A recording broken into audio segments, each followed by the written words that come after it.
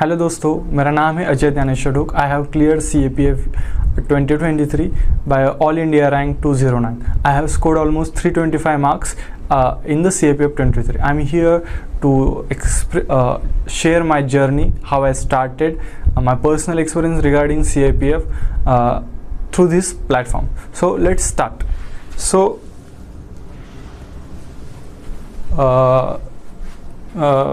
how I started is really important. Like मेरा जो background था from schools that I always be part of the civil services. So मैंने start किया. मेरे school में एक कल्चर था कॉम्पिटिटिव एग्ज़ाम देने का. Like every year we have to give few competitive exam. उससे कारण I have got more interest in competitive exam. So मैंने स्कूल्स में डिसाइड कर दिया था कि मैं UPSC के लिए अप्लाई करूँ, UPSC एग्ज़ाम देने जा रहा हूँ. सो मैंने मेरे ग्रेजुएशन के बाद सीधा मैंने स्टार्ट किया UPSC preparation. So in the few starting days I was not aware of CAPF. I was only focused on CSE. Like हमें स्टार्टिंग में मुझे मालूम ही नहीं था कि CAPF क्या है. लेकिन जैसे जैसे मैंने अपनी जर्नी स्टार्ट की, आई स्टार्टेड प्रिपेयरिंग, तो मुझे CAPF के बारे में ज़्यादा से इंफॉर्मेशन मिल गई. देखिए सिविल सर्विसेज में एक पोस्ट है इंडियन पुलिस सर्विस, और CAPF में क्या होता है, असिस्टेंट कमांडेंट एक पोस्ट है. तो दोनों में भी हमें वर्दी मिलते हैं, यूनिफॉर्म्स मिलते हैं, सेम ही प्रेस्टीज रिस्पेक्ट मिलता है. तो मैंने सोचा क्यों ना CAPF के लिए भी ट्राई करते हैं. तो मैंने स्टार्ट किया CAPF का. तो देखिए अगर सिविल सर्विसेज और CAPF में देखा जाए तो CAPF is more achievable. Like if we focused, concentrated and studied hard for 2 to 3 years, we can easily succeed in a Central Armed Police Forces. So that's how I started. I started my career to prepare for Central Armed Police Forces, and this year I got selected in CAPF and I got in force allocation Indian Tibet Border Police.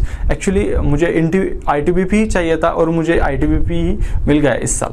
So this is how I started my journey for CAPF. Next is family support. देखिए अगर आप कोई भी competitive exam दिए, चाहे वो UPSC दे या PCS दे, आपके साथ आपकी फैमिली हमेशा खड़ी हो रहनी हो चाहिए. आपको पहले बिठाकर उनके साथ डिस्कस करना चाहिए कि मैंने भी यही किया था कि मैंने उनको ठीक से समझाया, अगर मैं इस करियर को चूज़ करता हूँ तो इसके प्रोस क्या होंगे, कॉन्स क्या होंगे. अगर मैं इस एग्ज़ाम में सक्सीड नहीं हुआ तो मेरा प्लान ए क्या होता. देखिए दोस्तों, प्लान बी होना सबसे ज़्यादा इम्पोर्टेंट है अगर कोई भी कॉम्पिटिटिव एग्ज़ाम आप देने जा रहे हो तो. क्योंकि बहुत सारे बच्चे इस एग्ज़ाम के लिए प्रिपेयर करते तो, और सक्सेस रेट काफ़ी कम होता है, लेस देन 1%. तो यही नहीं होता कि हम इसकी कोई गारंटी नहीं दे सकता कि हम इस एग्ज़ाम में सक्सीड हो जाएंगे. तो always have a plan B. If plan A does not work, have a plan B, so that you will be more mentally strong and self motivate to keep your strategy, your study on right path to get success in these exams. So always have a plan B. That's what I think. Then another important factor is friend support. देखिए हम preparation जब करने जाते तो हमेशा कोई important like hub में ही जाते हैं, एग्जाम के hub. Like if you are preparing for UPSC civil services, you go to Delhi. I am originally belonging to Maharashtra, so I started my whole the preparation from Pune. Actually Pune is considered as a hub for competitive exam. So आपका friend circle, आप घर से दूर रहते तो friend circle काफ़ी important है. देखिए मैंने जब स्टार्ट किया था तो हम 5 लोग थे जो हमने हमारी जर्नी स्टार्ट की थी. लगभग हम 5 से 6 साल साथ थे, लेकिन किसी को भी एक भी पोस्ट नहीं मिली. लेकिन मेरा एक जो दोस्त था उसको स्टेट सर्विसेज में एक पोस्ट मिल गई. इसी साल जनवरी में उनका रिजल्ट निकला 2024 को, और उसको पोस्ट मिल गई. तो वो अंदर से फीलिंग आ रही थी कि अगर उसका हो सकता है तो हमारा भी हो सकता है. ये हमें मोटिवेट करता रहता है. लेकिन हमारे महाराष्ट्र में कहावत है, like if you celebrate like आप अपने फ्रेंड के सक्सेस में सेलिब्रेट करेंगे फ्रेंड के सक्सेस को, तो आपके फ्रेंड भी आपके सक्सेस को सेलिब्रेट करेंगे। आपका सक्सेस का पाथ आपके फ्रेंड सर्कल पर काफ़ी ज़्यादा निर्भर रहता है, क्योंकि आप घर से दूर है तो आपको मोटिवेशन, आपको सपोर्ट, आपको किसी भी चीज़ की ज़रूरत पड़े तो friend circle is really important. So always choose a right friend circle so that not only you but your friends also got selected and get succeeded in this exam. So family support and friends is really important in this exam. Another important thing is strong areas. अगर exam के लिए prepare करनी start करोगे तो आप अपने strong areas कौन से हैं उनको एक बार लिस्ट आउट करके रख दें, और वीक एरियाज़, अगर कोई वीक एरियाज़ हो तो उसको भी लिस्ट आउट करते रहना चाहिए. ये बात सबसे सच है कि आपको स्ट्रॉन्ग एरियाज़ में जो भी क्वेश्चन है, like which subjects in which you are strong, आपको उन सब्जेक्ट्स को इतना स्ट्रॉन्ग बना देना है कि उसमें से आपको लाइक आउट ऑफ नंबर्स मिले, और आपको आपके वीक एरियाज़ में, आपके वीक सब्जेक्ट में जो भी परेशानी आ रही है, get your coaching staff, teacher से कांटेक्ट करें. अगर आपको चाहिए तो कुछ ऑनलाइन लेक्चर्स करें, read more books about regarding your weak subjects. मैंने भी यही प्लान फॉलो किया था. मेरे कुछ सब्जेक्ट्स वीक थे तो मैंने उनके लिए सेपरेट कोचिंग ज्वाइन की. कुछ फ्रेंड्स जो हमारे सीनियर्स रहते हैं उनसे बातचीत की, उनसे कुछ उनसे इनसाइट्स लेकर मैंने अपनी कुछ स्ट्रैटेजीज बनाई. मेरी एक आदत थी कि मुझे लिखना ज़्यादा पसंद नहीं था, लाइक उसके कारण मैं नोट्स नहीं बनाता था. तो मैं सारी बुक्स रीड करता था, उनको रिवाइज भी कर लेता था, लेकिन वो आखिरी कुछ घंटों में जो रिवीजन चाहिए होते वो सिर्फ हम अपने नोट्स से ही कर सकते. तो मैंने गलती की कि मैंने नोट्स नहीं बनाए. तो मैं ये कहना चाहूँगा कि आप ज़रूर नोट्स बनाएं, क्योंकि नोट्स ही आपके सच्चे दोस्त होते हैं. लाइक एग्ज़ाम के 2-3 दिन पहले आप बल्कि बुक्स तो नहीं पढ़ सकते, तो आपके जो शॉर्ट्स नोट होते हैं वो आपको प्रिपरेशन करने में ज़्यादा मेहनत करेंगे, क्योंकि आपके पूरे नोट्स से पूरा रिविज़न हो जाता है. तो make sure that you should have your own notes, और किसी के भी, चाहे वो अपना कितना भी क्लोज फ्रेंड हो, उसके नोट्स कभी कॉपी मत करना. आपके खुद के नोट्स खुद ही बनाना. वो आपको पेपर 2 में मदद करेगा, क्योंकि पेपर 2 आपको सबको पता है डिस्क्रिप्टिव होता है. तो writing skills are also important, और आपको पूरा पेपर 3 घंटे में कवर करना पड़ता है. काफ़ी बच्चों का क्या होता है, अगर अच्छे से प्रिपेयर नहीं किए हो और प्रैक्टिस नहीं की हो तो पूरा पेपर कवर नहीं होता. So make sure have a good habit of notes making. Another important thing is read, revise and practice. देखिए, कितना भी रिवीजन कर लो, रीडिंग कर लो, जब तक आप प्रैक्टिस नहीं करोगे तब तक आपको उसका कोई फ़ायदा नहीं. आपको प्रैक्टिस करनी है, मॉक से ज़्यादा मॉक देने, ताकि क्या हो, आपको आपकी गलतियाँ समझ में आए. मैंने बहुत सारे मॉक्स दिए थे, मॉक्स टेस्ट दिए थे. लाइक आपको पेपर 1 हर हफ्ते में एटलीस्ट एक तो सॉल्व करना है लास्ट के 2 मंथ्स में, और हर हफ्ते एक पूरा पेपर 2 का पूरा एक मॉक देना है, ताकि क्या हो, आपको रीडिंग प्रैक्टिस रहे, और आपको जहाँ वीक रहे तो उसी एरियाज, उसी सब्जेक्ट में ज़्यादा से ज़्यादा मेहनत करके उसमें मैक्सिमम मार्क्स स्कोर सके. Other important thing is PYQ. देखिए, PYQ का महत्व हमारे किसी भी एग्ज़ाम में बहुत ज़्यादा है. PYQ से हमें क्या पता चलता है कि UPSC किस प्रकार से सोच रही है, एग्ज़ाम का पैटर्न कैसा बदल रहा है. आपने कुछ सालों के PYQ अगर देख लिए हो, या प्रीवियस ईयर क्वेश्चन पेपर से आपको पता चल जाएगा, UPSC is evolving it's pattern. Like पहले स्टैटिक पोर्शन काफ़ी ज़्यादा पूछ लिया था, अब करंट बेस्ड स्टैटिक पोर्शन काफ़ी बढ़ रहा है. लाइक हमें करंट पर ज़्यादा फोकस रहना चाहिए. अगर ये हमको पता चलेगा जब आप PYQ को अच्छे से एनालाइज कर देंगे. सो आपको PYQ को काफ़ी ज़्यादा रिवाइज करना है, और उनके बारे में अच्छे से आपका एनालिसिस होना चाहिए, ताकि आपको अच्छे से पेपर, जो अपकमिंग पेपर है, उसको टैकल कर सके. देखिए, जिस भी लोगों ने CSE 2022 का एग्ज़ाम दिया होगा तो उनको पता चल जाएगा. तो उसमें UPSC ने पैटर्न चेंज कर दिया था. क्या किया था उन्होंने, only 1, only 2, only 3 ऐसे ऑप्शन डालने शुरू कर दिए. उससे क्या हो गया था कि एलिमिनेशन की जो टेक्निक थी वो लगभग ख़त्म हो गए थे। वो उन्होंने हिंट दिया था, कहा 2022 में, और 2023 में उन्होंने क्या किया, एलिमिनेशन पूरा ख़त्म कर दिया। लाइक उन्होंने सिर्फ ऑप्शंस कैसे डाले, ओनली 1, ओनली 2, ओनली 3। तो हमें ये सब कब पता चलेगा, जब हम PYQ को अच्छे से देखेंगे।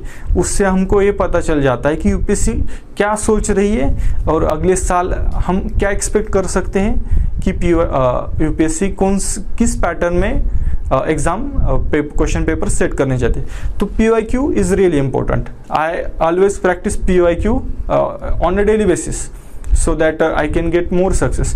PYQ में सिर्फ CAPF के PYQ प्रैक्टिस करना ज़रूरी नहीं होता।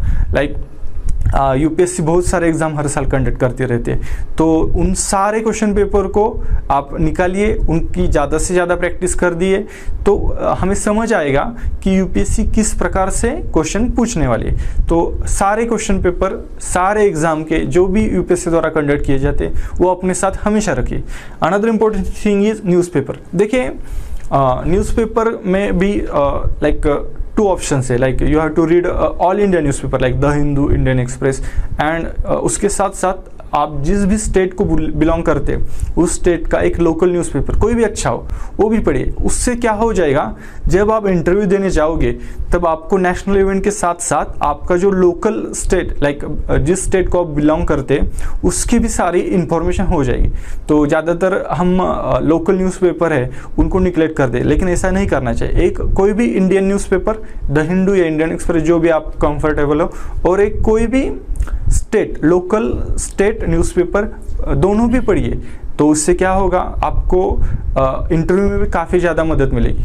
और पेपर 1 और पेपर 2 के लिए न्यूज़पेपर से ही सारे क्वेश्चंस रिलेटेड करते हैं, लाइक करंट इवेंट बेस्ड ही सारे क्वेश्चंस आते हैं। तो उसको आपको अपने स्टैटिक पोर्शन से रिवाइज लिंक करके सारा पेपर पढ़ना चाहिए। मैंने भी यही किया। I always read 2 newspaper at a time, so it gain me more confidence to get more marks in both the papers. So that's was ऐसी मेरी जर्नी रही थी। इस प्रकार से मैंने आपको सब बता दिया है कि मैंने अपनी स्ट्रैटेजी कैसे की, मैंने प्रिपेयर कैसा किया, मेरा यूपीएससी की तरफ देखने का नज़रिया कैसा था। इन सारी चीज़ों को ध्यान में रख कर ही आप अपनी खुद की स्ट्रैटेजी बनाना है। ये मेरी स्ट्रैटेजी नहीं, स्ट्रैटेजी रही थी। ये ऐसा नहीं होगा कि आप भी इसको ब्लाइंडली फॉलो कर दें। क्या होता है कि सबकी अपनी अपनी स्ट्रैटेजी रहती है, और आप भी अपनी खुद की स्ट्रैटेजी बनाइए। आपके स्ट्रांग होल्ड, वीक होल्ड, जो भी एरियाज, उस हिसाब से स्ट्रैटेजी बनाइए, तो आपको डेफिनेटली यूपीएससी CAPF में सक्सेस मिलेगी। और I hope that you will get your name the finalist. Thank you. Hello दोस्तों, welcome back to KRK academy. तो आज हम इस वीडियो में कोर्स आपको कैसे परचेस करना है एक बार क्लियरली मैं आपको एक्सप्लेन करूंगा। मैंने रिसेंटली जो हमने full course assistant commandant, CAPF assistant commandant की जो एग्ज़ाम है, तो उसके लिए एक कोर्स लॉन्च किए हैं, फुल कोर्स। तो वो आपको कैसे परचेस करना है देखते हैं हम। तो आपको पहले क्रोम पे जाना है, गूगल क्रोम पे। वहाँ पे आपको KRK एकेडमी .in करके टाइप करना है। जैसे आप टाइप करोगे तो यहाँ पे दिख रहा है आपको, देखिए KRK academy.in करके वेबसाइट है, इसमें आपको क्लिक करना है। क्लिक करते ही आपको कंप्लीट देखिए KRK एकेडमी का वेबसाइट ओपन होगा। आपको यहाँ पे देखिए टॉप में आपको डाउनलोड ऐप करके है, एंड्रॉयड का सिंबल है, डाउनलोड ऐप, तो इस पे क्लिक करना है आपको। क्लिक करने के बाद आपको यहाँ पे दिख रहा है आपको KRK एकेडमी करके है, तो इसको इंस्टॉल करना है आपको।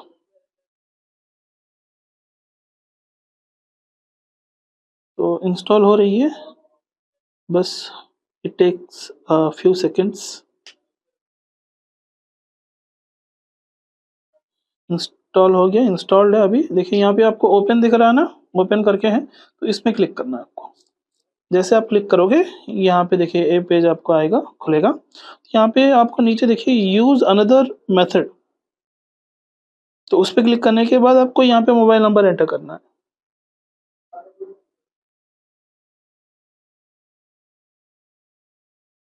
मोबाइल नंबर एंटर कर लिया, नीचे देखिए प्रोसीड सिक्योरली करके हैं, तो इस पे क्लिक करना है, इस बटन पे।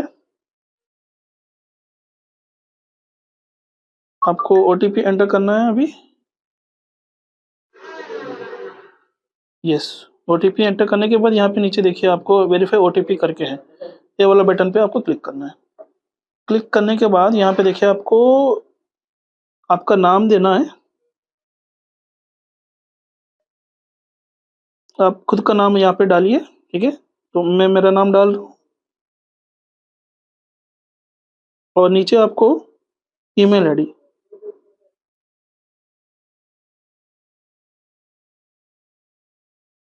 ईमेल आईडी डालना है आपको। जो आपका रजिस्टर ईमेल आईडी है तो उसी को डालना है। ओके, यहाँ पे देखिए आपको एलो करके यहाँ पे क्लिक करना है, हो गया, राइट। तो ये जो ओपन हुआ है ये होम पेज है, ठीक है, होम पेज है। नीचे देखिए एक बार होम पेज है, यहाँ पे बगल में आपको स्टोर करके दिख रहा है ना, स्टोर पे क्लिक करना है। स्टोर पे क्लिक करने के बाद यहाँ पे देखिए आपको CAPF नीचे CAPF AC फुल कोर्स करके है 1 ईयर वैलिडिटी का, तो यहाँ पे आपको क्लिक करना है। उस पर क्लिक करने के बाद आपको यहाँ पे नीचे बाय करके ऑप्शन है, यस बाय नाउ पे क्लिक कीजिए।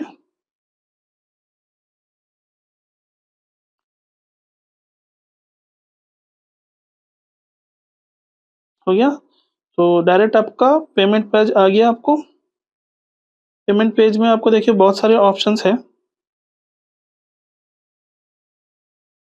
फ़ोन पे, गूगल पे, पेटीएम, ठीक है। आप card payment, EMI, net banking, EMI नहीं होता है तो नेट बैंकिंग कर सकते हो, वॉलेट, ठीक है, UPI के थ्रू भी आप कर सकते हो। उसके बाद आपको कोई एक चूज़ करना है, आपको पेमेंट ऑप्शन, मान लो फ़ोन पे, ठीक है। तो यहाँ पे आपको देखिए यहाँ पे पे करके आपको दिखाएगा, यहाँ पे नीचे पे करना है। पे करने के बाद क्लासेस होंगे कोर्स में तो वो सारे अनलॉक हो जाएंगे। तो उसके बाद आपको वो कोर्सेस में कैसे जाना है, कहाँ पे आपको क्लासेस रहेंगे, कंटेंट कहाँ पे रहेगा, तो वो मैं आपको बताऊंगा, ठीक है। पेमेंट कर दिया हमने, ठीक है। पेमेंट करने के बाद देखिए ऐसे आपको ओपन होगा। यहाँ पे आपको नीचे जाना है, नीचे यहाँ पे देखिए आपको home, stores, charts and profile पे क्लिक करना है। उसके बाद आपको इन्फॉर्मेशन करके आएगा, उसके बगल में जो एक ऑप्शन है कोर्सेस करके, तो उसमें क्लिक करना है। जैसे आप क्लिक करोगे तो यहाँ पे जो आपने परचेज़ किया है बैच, तो वही बैच आपको, वही कोर्स आपको दिखेगा, उसमें क्लिक करना है। क्लिक करने के बाद आपको यहाँ पे देखिए ओवरव्यू है और बगल में कंटेंट, तो इसी कंटेंट में आपकी जो क्लासेस है वो सारे क्लासेस अपडेटेड है। देखिए यहाँ पे 2 फोल्डर्स है, एक पेपर 1 की फ़ोल्डर है जिसमें आपको कंप्लीट जनरल स्टडीज़ की क्लासेस रहेंगे, आपको geography, general science, polity, history, economy, arithmetic, reasoning, इन सारे क्लासेस रहेंगे। देखिए एक एक करके सारे क्लासेस अनलॉक हो चुके हैं, ठीक है। तो ऐसे ही आपको बैक जाने से यहाँ पे और एक फ़ोल्डर है जो पेपर 2 का फ़ोल्डर है, तो ये भी आपको देखिए यहाँ पे भी आपको सारी चीज़ें अपडेटेड है। एसए के टॉपिक्स, आर्ग्यूमेंट्स, रिपोर्ट, थीम्स भी है, ग्रामर की क्लासेस से सारी चीज़ें अपडेटेड है। तो ऐसे आप कोर्सेस में जा सकते हो। तो इस वीडियो में मैंने आपको कैसे आपको परचेज़ करना है वो प्रोसेस बताया मैंने, आपको कहाँ पे आपको वेबसाइट में जाना है, लॉगिन करना है, कैसे आपको करना है, सारी चीज़ें मैं आपको बताया। उसके बाद परचेज़ करने के बाद क्लासेस कहाँ पे रहेंगे, तो वो भी मैं आपको कम्प्लीटली एक एक चीज़ करके मैं आपको एक्सप्लेन किया हूँ। तो आई होप ये सारी चीज़ें आपको अच्छे से समझ में आए होंगे। तो अगर कोई डाउट है तो मुझे आप कॉल कर सकते हो, या फिर आप डायरेक्ट मुझे मैसेज भी कर सकते हो, व्हाट्सएप, टेलीग्राम, जो यहाँ पे अभी नंबर जो स्क्रॉल हो रही है, तो उसी नंबर पे आप मुझे डायरेक्ट आप कांटेक्ट कर सकते हो, ठीक है। तो धन्यवाद दोस्तों, जय हिंद, थैंक यू।